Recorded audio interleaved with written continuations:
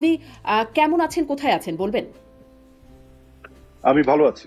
ভালো আছি। আমার নিরাপত্তার স্বার্থে কোথায় আছি এটা তো কাউকে বলিনি। আলাদাভাবে এখন বলার কোনো প্রশ্ন আসে না। বাট আমি ঠিক আছি। আচ্ছা, যাক। এতটুকুই বলতে পারি। একটা গুজব মাঝখানে শুনেছিলাম যে আপনাকে গ্রেপ্তার করা হয়েছে, পরে দেখা গেছে আসলে হয় নাই।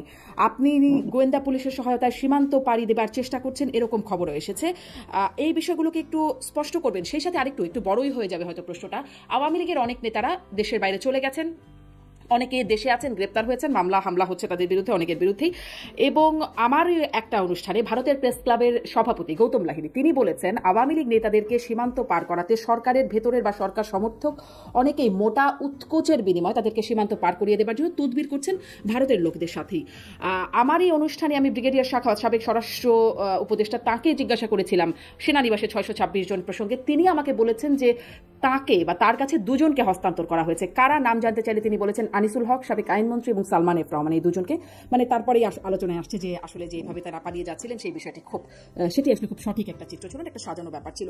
কিন্তু আমি যেটি আসলে আপনার কাছে প্রশ্ন করতে চাই, এই যে কাউকে ধরা হচ্ছে, কাউকে ছাড়া হচ্ছে, জুনায়েদ আহমেদ পলক আর সাবেক পররাষ্ট্রমন্ত্রী হাসান মাহমুদ, তাদেরকে একসাথে বিমানবন্দরে তাদেরকে আটক করা হলো। একজন চলে গেলেন বেলজিয়ামে, আর পলক রয়ে গেলেন গ্রেপ্তার হয়ে কারাগারে, রিমান্ডেও আছেন, তিনি গেছেন।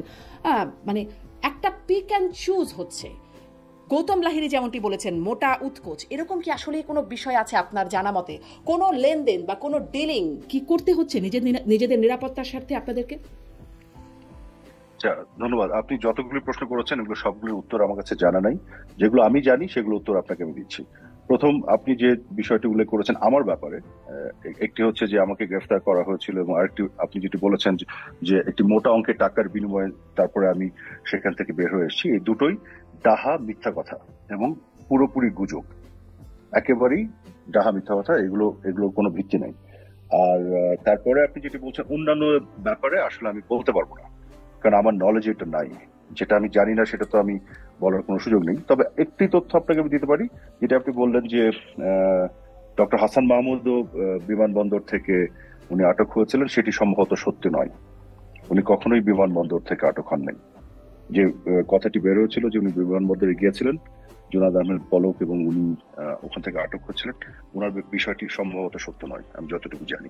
আচ্ছা, সম্ভবত সত্য নয়। আমরাও আসলে সম্ভবত জেনেছি যে তাকেও গ্রেপ্তার করা হয়েছে বা না, আটক এটি করা সত্য হয়েছে। নয়। আচ্ছা এটি এটি একটি অসত্য গুজব ছিল। আচ্ছা, মানে তাহলে লেনদেনের কোনো বিষয় আপনার আসলে জানা নাই। তাহলে কেন পিক অ্যান্ড চুজ হচ্ছে, এটা কি আপনি বুঝতে পারছেন? যে কেউ চলে যাচ্ছেন, না, কেউ আটক হয়ে যাচ্ছেন, কেউ দেখুন, হচ্ছেন।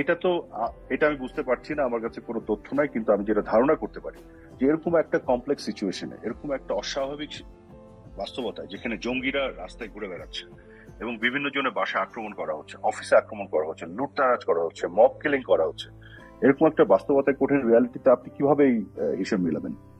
হ্যাঁ, কে কোথায় কিভাবে নিজেকে সিকিউর করতে পেরেছে, কে পেরেছে, কে পারেনি, কেন পেরেছে, কেন পারেনি, এটা খুব ডিফিকাল্ট কিন্তু এই মুহূর্তে এটা এসবের উত্তর দেওয়া, উত্তর খোঁজা।